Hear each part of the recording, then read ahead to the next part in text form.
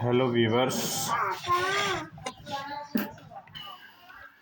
आप ये जो स्क्रीन पे देख रहे हैं ये है मज़दूर कार्ड की वेबसाइट। और इसमें मैं आपको बताने वाला हूँ कन्या विवाह सहायता योजना। मतलब कि जब किसी कन्या का अपनी लड़की का शादी करते हैं तो सरकार उसमें क्या मदद करती है मज़दूरों को। तो ये ख़ास मज़दूरों के लिए है, उनके लिए जिन मज़दूरों का मज़दूर कार्ड 1 साल पुराना होता है। निर्माण श्रमिक द्वारा श्रमिक के उपरांत कम से कम 365 दिन की बोर्ड की सदस्य अवधि पूर्ण कर ली गई हो, यानी कि जिसका पंजीकरण 365 दिन पुराना 1 साल पुराना हो गया हो और विवाह संपन्न होने के 1 वर्ष के भीतर या सामूहिक विवाह की स्थिति में 15 दिन पूर्व आवेदन का प्रावधान किया गया है। यानी कि आप जब लड़की की शादी करेंगे तो उससे 15 दिन या फिर जब लड़की की शादी हो जाए उसके 1 वर्ष के भीतर आप इस फार्म को भर सकते हैं। लाभार्थी श्रमिक की पुत्री एवं वर का आधार प्रमाणीकरण को अनिवार्य कर दिया गया है। अब जो लड़की है और उसकी माताजी हैं उनका आधार कार्ड और वर का आधार कार्ड, जो लड़का है उसका आधार कार्ड अनिवार्य है, ज़रूरी देना होगा। हितलाभ 2 संतानों के सीमा के अधीन सीमित कर दिया गया है। जो आपको लाभ मिलेगा वो 2 लड़कियों तक मिलेगा। ये 2 से ज़्यादा लड़कियों का लाभ आप नहीं ले सकते। 2 लड़कियों की शादी में सरकार आपकी मदद करेगी।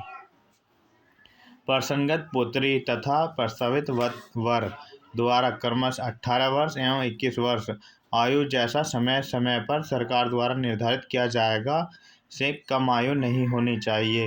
निर्धारित आयु पूर्ण करने के पश्चात उक्त योजना का हित लाभ अनुमेय होगा। जो आपकी पुत्री है और जो लड़का है उनकी उम्र में 18 और 21 वर्ष 3 वर्ष का अंतर होना चाहिए। इस तरीके से होना चाहिए। और अगर ज़्यादा वर्ष की है, जैसे 19 की लड़की है तो लड़का 22 का होना चाहिए।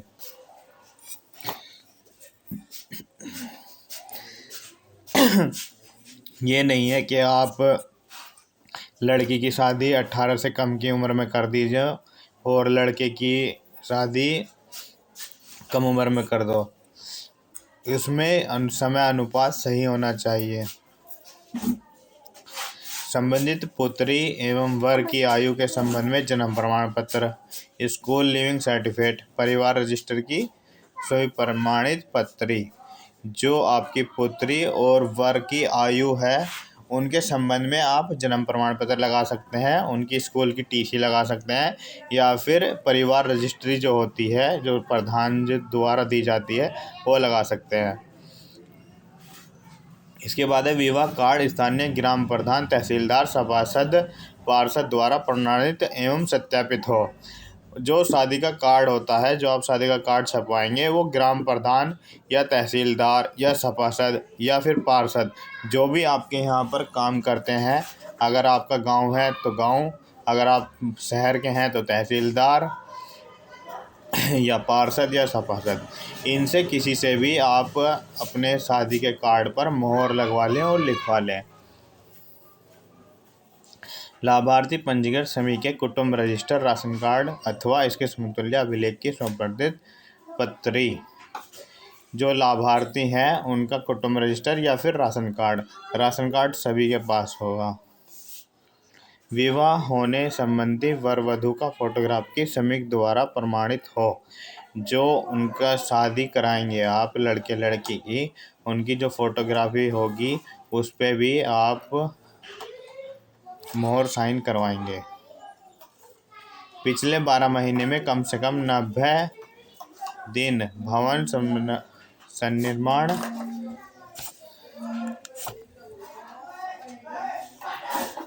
प्रक्रियाओं में कार्यरत होने का निर्धारित प्रारूप पर नियोजन। जो आपके ठेकेदार हैं वो लिख कर देंगे कि आप पिछले 12 महीने में कम से कम 90 दिन आपने काम किया है। इससे ज़्यादा भी किया हो तब भी चलेगा, लेकिन कम से कम 90 दिन क्या हो। पंजीकृत श्रमिक द्वारा राज्य अथवा केंद्र सरकार के अधीन संचालित समान प्रकार की योजना में हितलाभ प्राप्त न होने का घोषणा पत्र। आपको एक पत्र ये भी लिखवाना होगा कि आपको पंजीकृत द्वारा या केंद्र सरकार द्वारा ये इस प्रकार शादी की कोई और स्कीम नहीं ली है आपने। इसमें आपको हितलाभ मिलेगा 65,000 रुपये, 75,000 रुपये, 85,000 रुपये,